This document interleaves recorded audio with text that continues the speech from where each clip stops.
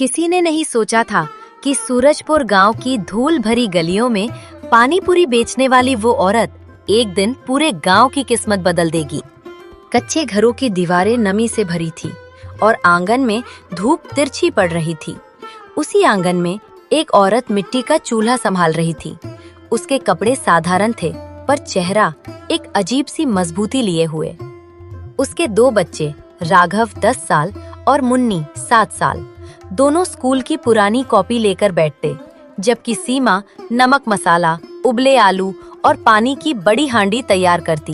सीमा की पानीपुरी का पानी पूरे गांव में मशहूर था, पर सबसे मजेदार बात ये थी कि उसने ये हुनर किसी से सीखा नहीं था, दर्द ने उसे सिखा दिया था। राघव, जरा आटा ले आ और मुन्नी मिर्ची को कटोरी में डाल दे। बच्चे धीरे धीरे हंसते हुए काम में लग जाते, लेकिन उनकी हंसी के पीछे छुपा था भारी कर्ज, अधूरी फीसें और गांव वालों के ताने। सीमा अपने लकड़ी वाले ठेले को धक्का देती हुई गांव की बाजार तक ले जाती। रास्ते में खेतों से गुजरते वक्त वो मिट्टी के ढेरों को देखती। मिट्टी जो कभी उसके पति राजू की रोटी थी। उसके पति की मौत को 5 साल हो चुके थे। गांव में नदी उफान पर थी और वो बह गया था।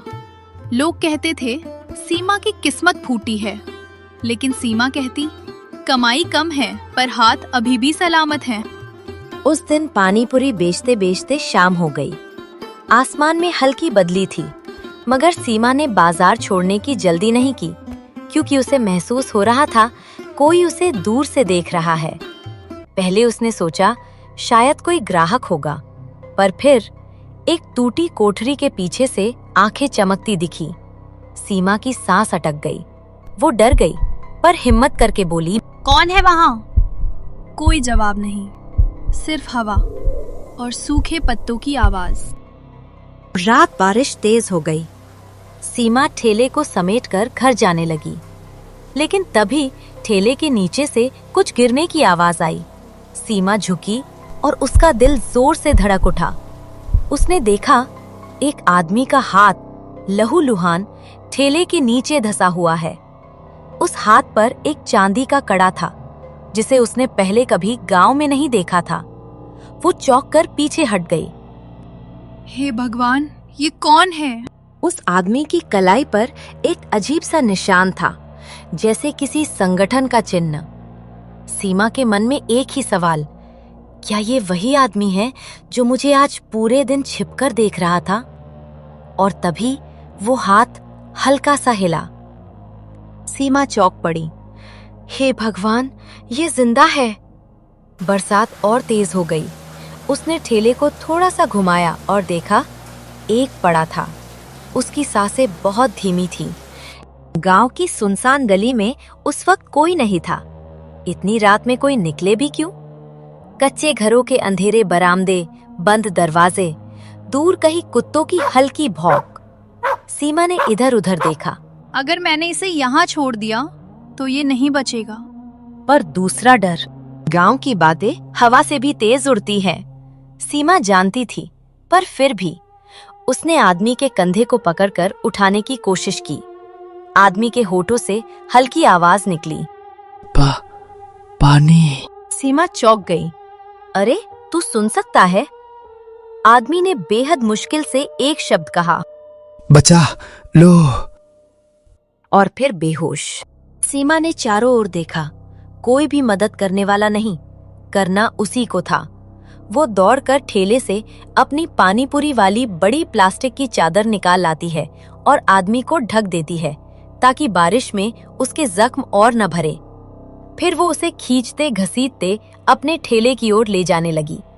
आदमी का शरीर भारी था, उसकी सांसें धीमी थीं, हाथ कांप रहे थे।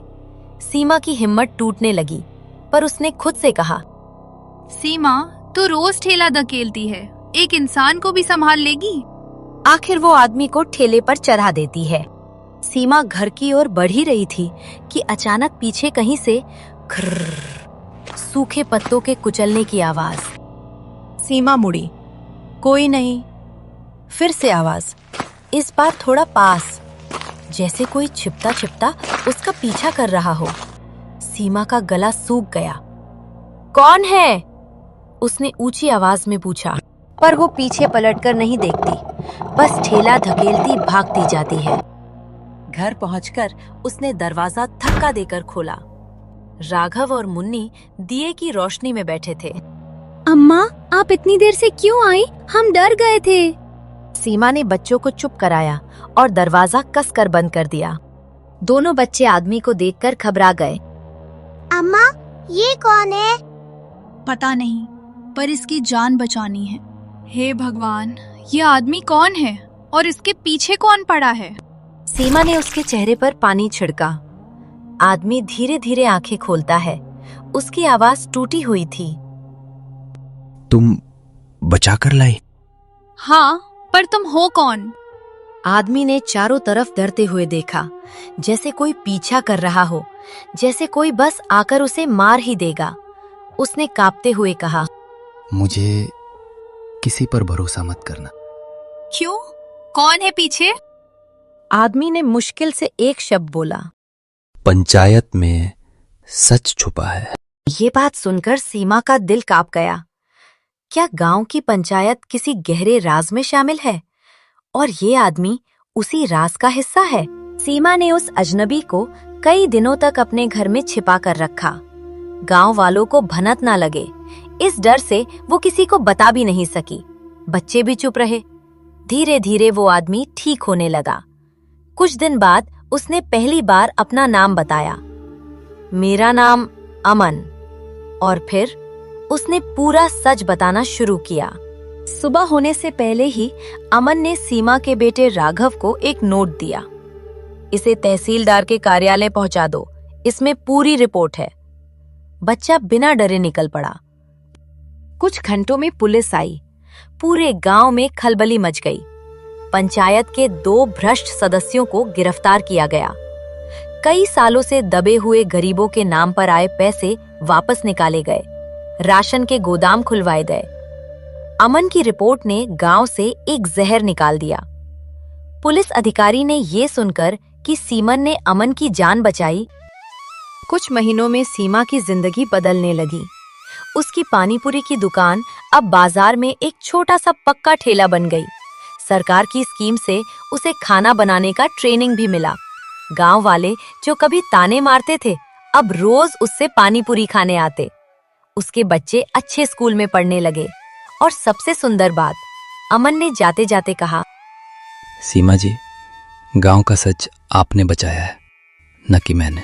सच को बचाने के लिए पैसे की नहीं, हिम्मत की जरूरत होती है।